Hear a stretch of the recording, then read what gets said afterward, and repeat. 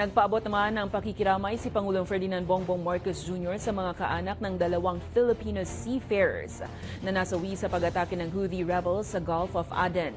Anya, nakikipag-ugnayan na ang gobyerno sa mga pamilya ng dalawang Pilipinong mandaragat sa pagpapauwi ng kanilang mga labi.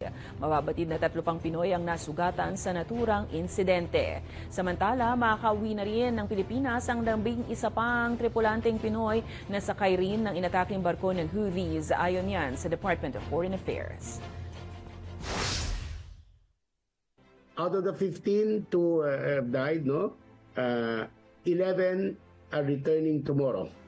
May 2 na iiwan pa sa Djibouti sa hospital pero gumagaling na rin, at makakauwi na rin yan. Yung pinakamalapit na embassy, yung sa Cairo, nagbigay na ng tigwa $1,000 as financial assistance. Meron pang dagdag na financial assistance pagdating yan dito galing OWA, DMW OWA.